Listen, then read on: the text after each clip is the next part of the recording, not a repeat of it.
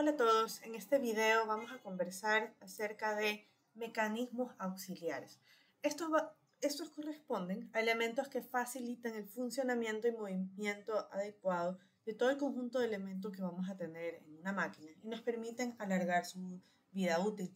La mayoría de las máquinas y sistemas técnicos, para conseguir que funcionen adecuadamente, deben incorporar esta serie de componentes complementarios para optimizar su funcionamiento, sincronizar los movimientos, regular y gobernar los componentes de los sistemas mecánicos, inclusive asegurarnos cuándo estos van a tener movimiento relativo entre sí y cuándo van a estar fijos. Es por esto que la correcta elección de estos elementos es un factor muy importante a tener presente para potenciar este funcionamiento según lo esperado con la mayor eficacia posible y también para mantenerlo dentro de las normas de seguridad y procurando la vida útil de los equipos. Estos mecanismos auxiliares pueden tener diferentes fines. Pueden servir para regular movimiento, acoplar y desacoplar ejes o diferentes piezas, acumular energía y también de soporte. En este video nos vamos a concentrar en las chavetas y los pasadores. Las chavetas son elementos que van a unir un eje con otro elemento de máquina solidario, es decir, uno que se ajusta a esto, que puede ser un cubo de polea, engranaje, leva, etc., con el objetivo de transmitir este movimiento de giro del eje hacia el otro elemento sin que haya deslizamiento. Estos se alojan con un ajuste parcial entre el árbol o el eje y el cubo del elemento que recibe o transmite el par motor. Entonces estos impiden el movimiento rotacional relativo entre estos dos elementos unidos. Las chavetas suelen tener forma prismática o semicilíndrica. Algunas pueden tener cabeza en la parte externa para facilitar montaje y desmontaje, como vamos a ver ejemplos más adelante. El hueco del eje y de las piezas que encajamos dentro de esto generalmente se las mecaniza en las piezas acopladas para insertar las chavetas. Estos de aquí se llaman chaveteros. Estas chavetas, o a veces en el caso de que se utilicen cuñas, son desmontables para facilitar el montaje y desmontaje de también el mantenimiento de estas piezas. Se instalan dentro de la ranura axial maquinada en el eje denominado cuñero o chavetero. La parte externa de esta cuña o pestaña va alojada en otra ranura realizada en el cubo y este se va a llamar asiento de la cuña.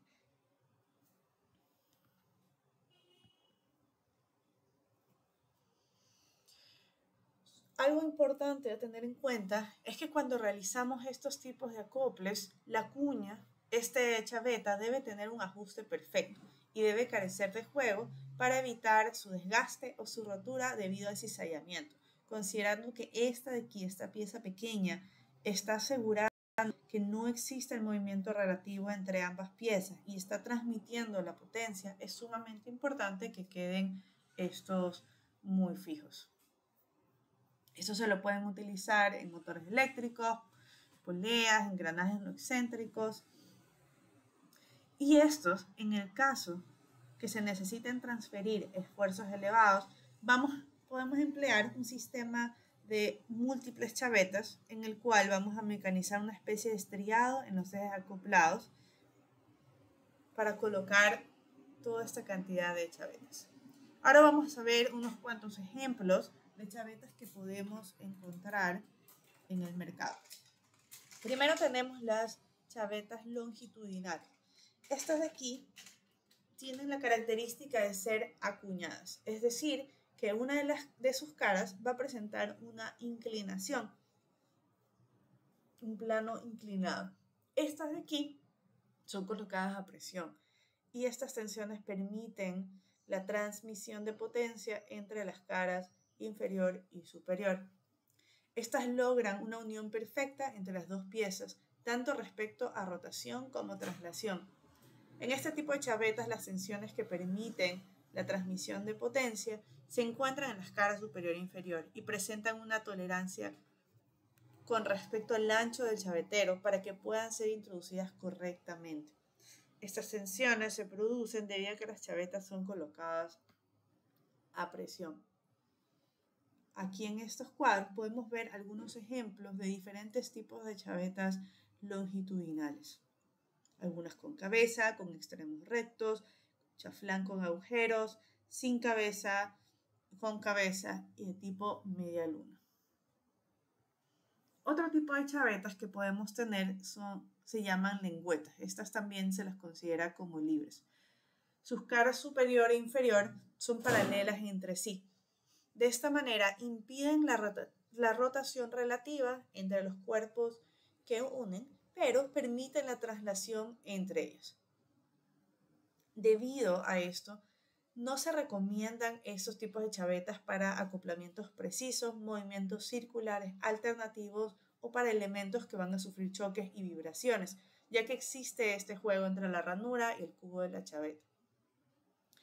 En este caso, las tensiones que permiten la transmisión de la potencia se van a presentar en las caras laterales, a diferencia de las chavetas longitudinales en las cuales esta tensión se encuentra en las caras superior e inferior.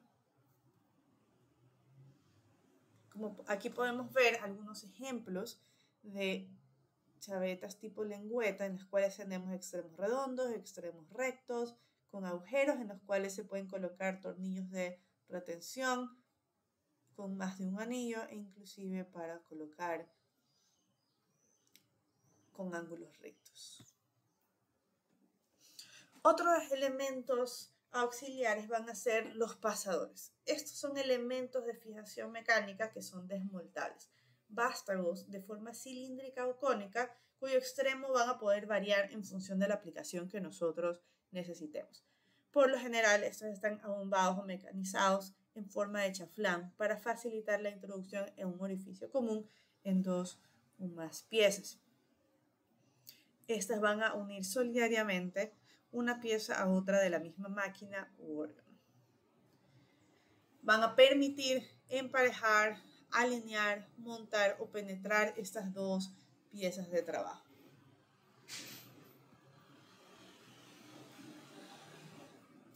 Estos pasadores se los puede encontrar en el mercado con diferentes materiales.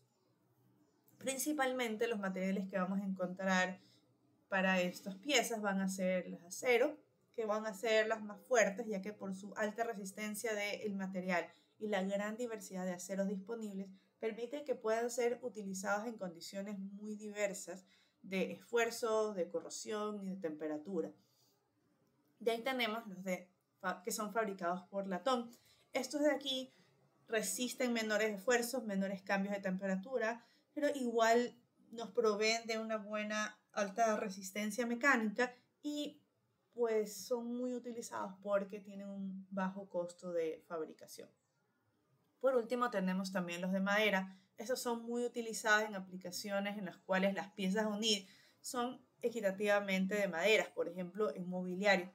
Estas están diseñadas para soportar esfuerzos cortantes, endureciéndolos para resistir lo máximo posible, pero aún así son diseñados para que estos se puedan romper antes que las piezas de ensamblaje se dañen. Entonces sirven también como un mártir cuando tenemos altas tensiones o esfuerzos mecánicos. Estos de aquí tienen un precio un costo de fabricación bastante bajo y presentan la ventaja de ser una unión mecánica que es fácil de montar y desmontar. Sin embargo, en ocasiones es necesario realizar diversos procesos para preparar este agujero y para poder tener una inserción adecuada. Los pasadores, así como las chavetas, podemos encontrar de diferentes tipos.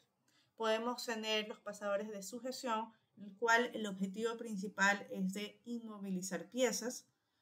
También podemos tener algunos pasadores de posición. Estos de aquí, su objetivo es asegurar la posición relativa entre las piezas.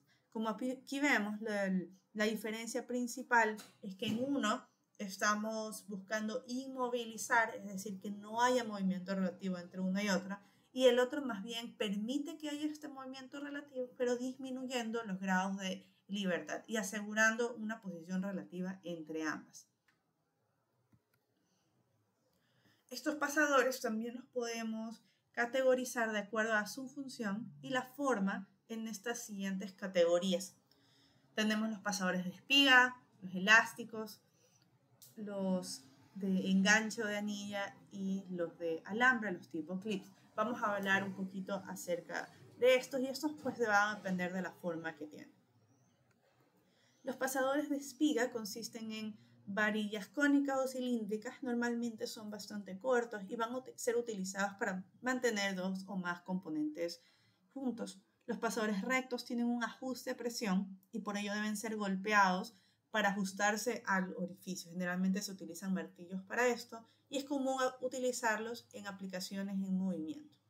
Los pasadores ranurados están grabados con unas ranuras longitudinales o helicoidales pensadas para aliviar la tensión hidráulica entre los adhesivos y mejorar la fijación. Los pasadores moleteados poseen una superficie estriada para mejorar el agarre del pasador. Los estriados son más comunes, son los rectos, helicoidales, oblicuos o de diamante. Los pasadores roscados son aquellos en los cuales en un extremo se les mecaniza una rosca, es decir, un hilo, ya sea externo o interna a un extremo. Esto nos permite insertar un tornillo o una tuerca para poder ajustarlos. Van a ser especialmente utilizados para retirar el pasador en orificios ciegos. Y por último tenemos los pasadores cónicos, que son los más característicos de estos de aquí, son su forma troncocónica. Estos de aquí, pues, por la forma que tienen, facilitan la inserción inicial de los pasadores, especialmente cuando queremos facilitar el ensamble o la alineación entre dos piezas, y a medida que los vamos insertando, pues va aumentando la tensión entre estos. Los pasadores elásticos son aquellos que tienen un diámetro mayor que el orificio en el cual vamos a insertar. La acción elástica de este pasador permite que éste se vaya comprimiendo adaptando el diámetro de este orificio. Al tratar de recuperar su diámetro original, este de aquí retiene el pasador en el barreno a través de un ajuste por interferencia. Es decir, cuando los insertamos dentro del ensamble, dentro del orificio, estos se comprimen para poder ingresar y luego con el esfuerzo para poder regresar a su posición inicial, a su posición natural, van a crear este esfuerzo y esta presión dentro del agujero, haciendo que no se vayan a salir. Entonces, eso permite que la fuerza radial ejercida por el mismo pasador es la que lo retiene en su lugar. Inclusive, estos van a ser bastante útiles cuando tenemos elementos que van a estar bajo altas vibraciones o golpes, y también por la poca preparación que se requieren para construir estos elementos donde los pasadores van instalados, van a ser bastante recomendables. Para los pasadores elásticos tenemos dos tipos principales. El pasador elástico helicoidal, este va a tener una gran flexibilidad en diámetro, como podemos ver es una espiral, como si tuviésemos una lámina que está enrollada alrededor de sí mismo de manera axial. Este de aquí, debido a cómo está construido, iguala la distribución de fuerzas a lo largo de toda su longitud, además absorben muy bien los golpes. Por otro lado, tenemos los pasadores elásticos de tipo ranurado. Estos de aquí son pasadores cilíndricos conformados mediante el enrollado de una chapa metálica, dejando, como se puede ver en la figura, una ranura de la longitud completa del pasador para permitir cierta flexibilidad durante la inserción. Como se puede ver aquí, a diferencia del helicoidal, el ranurado tiene una especie como de orificio, una ranura a lo largo de toda su longitud, en el cual este círculo no está completo, sino que se cierra a medida que nosotros ingresamos. Noten aquí esta sutil empalme o chaflán que tienen en los extremos, que así como en los casos anteriores permiten su fácil inserción. De ahí tenemos los pasadores y clips de alambre. Estos de aquí se caracterizan por ser diseñados para su fácil instalación y también para ser retirados fácilmente.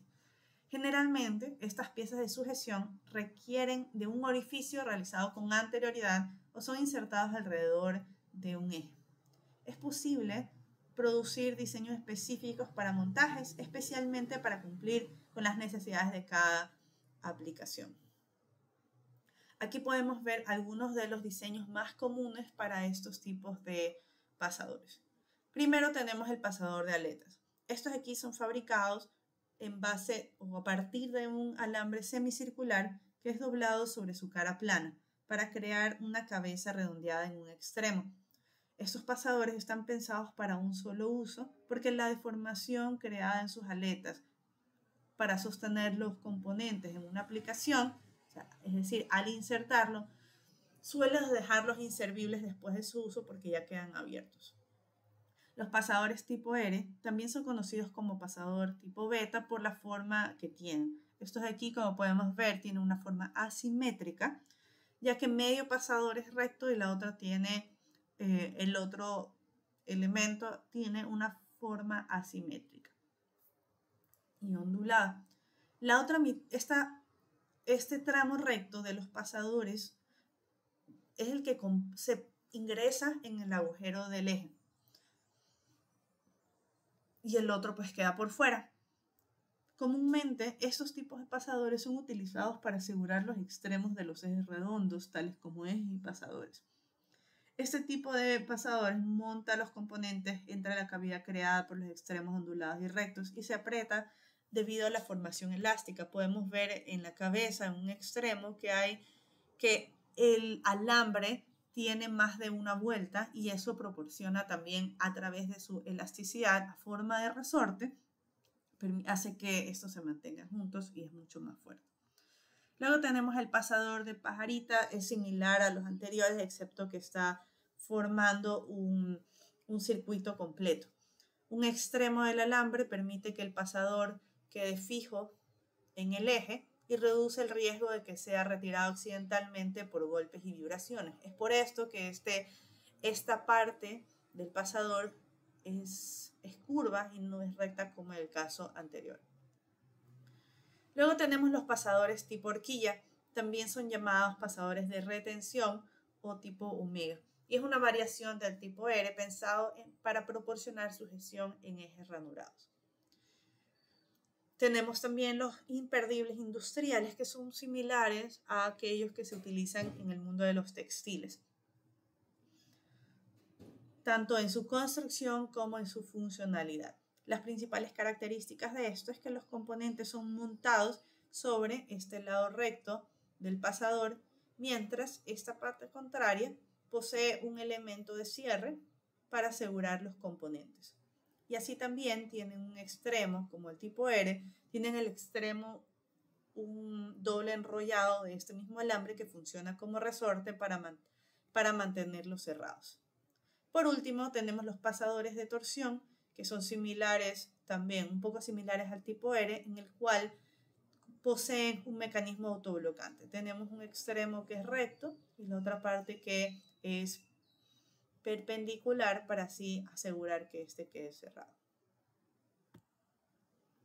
Finalmente, en cuanto a los pasadores de enganche o de anilla, vamos a tener estos diferentes tipos. Estos tienen una fácil instalación y retirado, mucho más fácil que en los casos anteriores. Generalmente estas piezas requieren un orificio realizado con anterioridad o son insertados alrededor del eje como en el caso anterior. Estos de aquí, pues, proporcionan esta forma muy sencilla de montar o de acoplar componentes de forma temporal para aplicaciones con exigencias altas, en las cuales quizás no podemos utilizar pasadores de alambre. Estos fueron diseñados para retener un dispositivo rotatorio en su eje, pero puede ser utilizado también como elemento de sujeción. Ambos tipos de pasadores requieren orificios taladrados previamente. Aquí vamos a ver un poquito acerca de los diferentes tipos de pasadores de enganche. Primero tenemos el propiamente de enganche, también conocido como pasador hitch. Sirve de enlace entre estos dos componentes, entre los cuales puede existir un giro relativo. Es decir, aquí podemos ver una junta rotatoria fija. A pesar de que permite un movimiento rotacional relativo, los mantiene en su posición gracias a que en un extremo tenemos pues el doblez o el mango y en el otro lado tenemos uno de estos pasadores tipo beta. Estos de aquí pueden soportar esfuerzos altos, considerando que no se apliquen sobre el pasador del alambre. Es decir, siempre y cuando el esfuerzo se aplica a lo largo del vástago de manera axial en el pasador, va a resistir grandes esfuerzos. Ahí tenemos el pasador tipo Clevis. Es una pieza que consiste en una cabeza, un cuerpo cilíndrico y un orificio en un extremo. Estos están diseñados para soportar esfuerzos cortantes y de torsión bastante altos y permiten cierta libertad de movimiento a los componentes ensamblados. Estos de aquí, así como en el caso anterior, requieren de un pasador de alambre en el orificio para evitar que éste se salga de su eje. Existen pasadores tipo Clevis de carácter universal con varios orificios para ajustar el pasador a diferentes aplicaciones o diferentes espacios. Luego tenemos el pasador de anilla. Este es un elemento de fijación especialmente diseñado para evitar que una rueda o cualquier otro elemento se deslice del eje. Se utiliza un anillo de bloqueo fijado en la cabeza del pasador, como se puede ver. Esta anilla se ajusta con fuerza y eso es lo que lo mantiene en su posición. Los pasadores de retención, quizás uno de los más comunes, poseen, como se puede ver, una sección hueca perpendicular al eje del pasador. Y en este de aquí tiene este elemento que contiene un resorte interno y este empuja una o varias bolas hacia afuera del eje con el fin de ajustarlo a un hueco del retén. Es decir, el elemento que queremos fijar va a ingresar de manera axial aplastando esta pequeña bola para poder ingresar. La aplastamos, ingresamos la pieza y a lo que la cruza, este resorte interno hace que la bola se empuje y eso evita que esta pieza pueda salir. Y para poder sacarlo, pues hay que volver a aplastarla para sacarlo. Finalmente tenemos los pasadores de seguridad. Estos pasadores autoblocantes son básicamente un tipo especial de pasadores de enganche, los cuales poseen un dispositivo de alambre integrado, como este de aquí, que realiza este bloqueo. Estos de aquí son ideales para aplicaciones en las que se requieren frecuentes montajes y desmontajes. Entonces, cuando nosotros estamos diseñando nuestros productos, nuestras piezas, nuestros ensambles, ya sea porque estos van a funcionar a manera de estructura, es decir, sin movimiento relativo entre las piezas, o porque es una máquina con movimiento relativo entre las piezas, vamos a elegir los tipos de pasadores que mejor se ajusten a ello. Y consideraciones van a ser el material del cual están hechas nuestras piezas, con qué frecuencia vamos a querer montar y desmontarlo, a qué tipo de esfuerzos van a estar estos sometidos, esfuerzos mecánicos, vibraciones, temperaturas, etc. Todos estos van a ser consideraciones para poder escoger. Y una vez que escogemos el tipo de pasador que necesitamos, podemos nosotros ir a los diferentes catálogos para poder escoger exactamente cuál vamos a utilizar. Aquí podemos ver un ejemplo de cómo se ve un catálogo de un pasador resorte espiral. Podemos ver aquí, nos está dando un gráfico, una imagen con el tipo de vástagos, la longitud, diámetro interno, diámetro externo, y aquí nos está dando los diferentes diámetros nominales, cuál sería entonces el chaflal, cuál sería el tamaño de orificio recomendado. Es decir, estos catálogos nos están dando ya la información acerca de las medidas, acerca de las fuerzas a las cuales estas pueden resistir. Nos están dando también longitudes estándares que se encuentran en el mercado, tanto en alto carbono como acero inoxidable. Entonces, lo que nosotros realmente debemos decidir de manera general cuál es el diámetro del orificio que estamos planeando tener, cuál es la longitud de este orificio, y este catálogo ya nos está dando el resto de la información que nosotros necesitamos para poder escoger.